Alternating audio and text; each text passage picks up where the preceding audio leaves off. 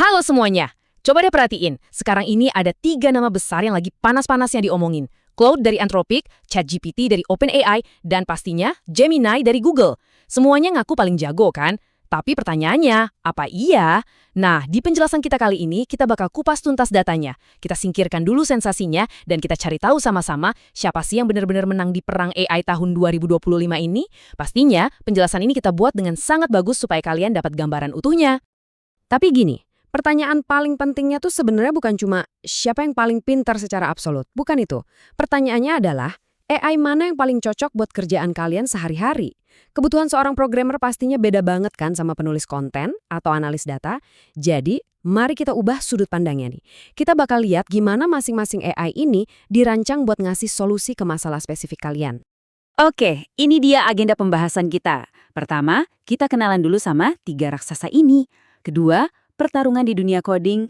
Ketiga, tes kecerdasan dan penalaran murni. Keempat, kita bandingin fitur dan harganya. Dan terakhir, kesimpulan akhirnya buat kalian. Langsung aja yuk kita mulai. Masuk ke ronde pertama, 3 raksasa AI. Sebelum kita adu mekanik di arena, kita harus paham dulu seberapa masif sih skala mereka dan gimana latar belakang uniknya. Coba perhatiin data ini. Skalanya gila banget loh. ChatGPT ini pionirnya dipakai sama sekitar 500 juta pengguna tiap minggu. Ini patokan standar kita nih. Terus ada Gemini yang jadi jawaban raksasa dari Google. Dia langsung nempel di 750 juta pengguna lewat ekosistem kayak Docs dan Gmail. Praktis banget kan? Nah yang ketiga ada Claude dari Anthropic. Dibangun dengan memprioritaskan keamanan oleh para mantan researcher OpenAI, Claude sekarang ini malah jadi pilihan utama banget buat para developer dan tim enterprise kelas berat. Lanjut ke ronde kedua, coding dan pemrograman. Ini nih arena yang paling panas. Buat ngetesnya secara objektif, kita pakai data dari SW Bench Verified. Buat yang belum tahu, ini tuh benchmark yang pakai masalah bug asli dari GitHub Production. Jadi benar-benar ngetes kondisi dunia nyata. Murni bukan cuma teori. Dan wow, coba lihat angka ini, 87,6%. Ini skor yang dicetak sama Claude Opus. Poin krusialnya gini, ini bukan cuma angka cantik di atas kertas ya. Di dunia nyata software engineering, Claude terbukti jauh lebih jago buat penalaran yang kompleks. Dia melakukan lebih sedikit kesalahan pas disuruh beda arsitektur kode yang ruwet banget. Jadi, kalau dari data tadi, vonis buat kemampuan coding udah jelas nih. Juara pertamanya disabet sama Claude, bener-bener rajanya penalaran kompleks buat para developer. Posisi kedua ada ChatGPT. Ya mungkin dia nggak sedetail Claude kalau soal arsitektur rumit, tapi ChatGPT ini cemerlang banget kalau kalian butuh solusi cepat, dan wawasannya soal berbagai macam teknologi itu luas banget. Nah, posisi ketiga ditempati oleh Gemini. Gemini emang cepet banget dan bisa baca ribuan baris kode sekaligus karena konteks window-nya yang masif. Tapi sayangnya, dia terbukti sedikit lebih lemah kalau dihadapkan sama logika pemrograman yang sangat kompleks. Masuk ke ronde ketiga, ujian penalaran.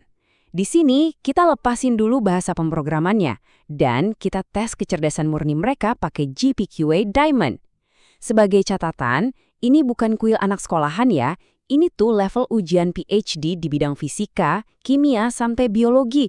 Susah banget pastinya. Dan tebak hasilnya 94,1%. Gila nggak tuh? Itu skor luar biasa yang dicetak sama Google Gemini versi 3.1 Pro di ujian level PhD tadi. Kalau ngomongin soal penalaran ilmiah tingkat tinggi, Gemini benar-benar duduk santai di tahta tertinggi. Nggak ada pesaing yang benar-benar bisa sedekat itu sama kemampuannya mecahin masalah sains murni. Tapi ingat ya, kecerdasan itu kan bentuknya macam-macam.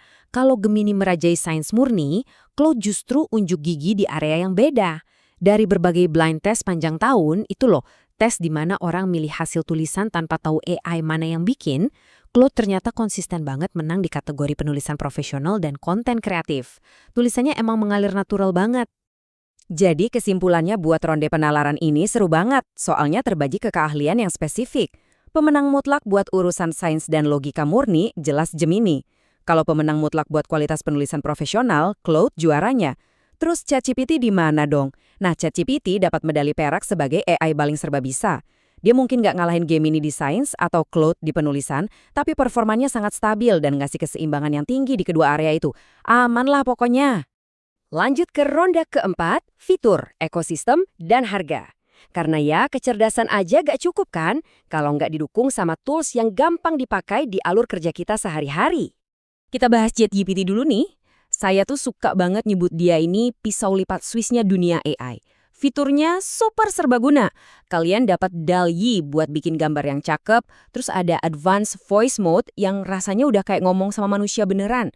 Dan yang paling penting, integrasi pluginnya itu paling luas di pasaran sekarang. Kalau kalian butuh satu alat yang bisa ngelakuin sedikit dari segalanya dengan sangat baik, ini jawabannya.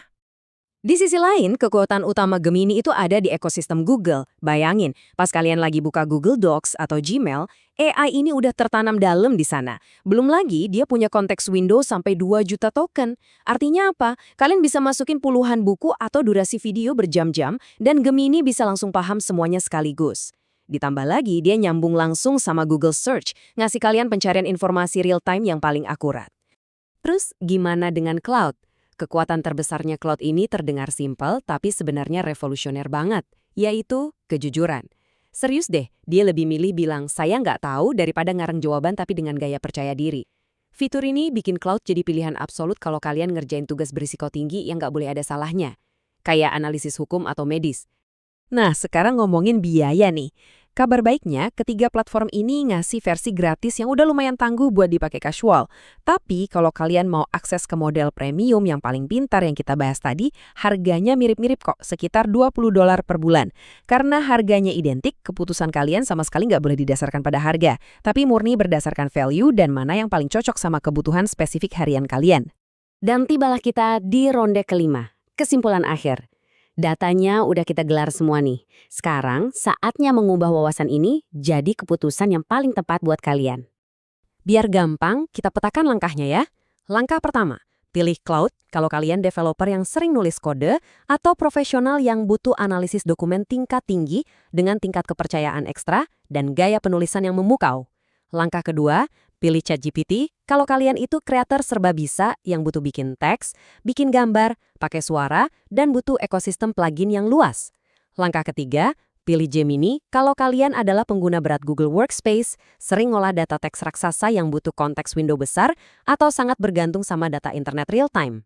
Sebagai penutup penjelasan kita hari ini, ada satu kutipan yang sangat kuat dari sumber yang kita bahas. Katanya gini, orang yang menguasai cara menggunakan AI hari ini adalah orang yang paling siap menghadapi masa depan. Pada akhirnya, pemenang sejati dari perang AI di tahun 2025 ini tuh bukan Anthropic, OpenAI atau Google. Pemenangnya adalah kalian, asalkan kalian mau meluangkan sedikit waktu buat benar-benar menguasai tools luar biasa ini secara strategis. Jadi, ini tantangan dari saya buat kalian semua yang lagi fokus belajar dan bangun alur kerja cerdas. Cobain deh ketiga alat ini. Terapkan langsung buat ngerjain tugas harian kalian selama seminggu penuh dan rasain mana yang paling natural dan klik banget di kalian. Karena pada akhirnya, pertanyaan ini balik lagi ke kalian. AI mana yang bakal kalian pilih untuk jadi asisten utama dan hal luar biasa apa yang bakal kalian bangun bersamanya? Terima kasih udah ngikutin penjelasan kita kali ini dan sampai jumpa di pembahasan seru berikutnya.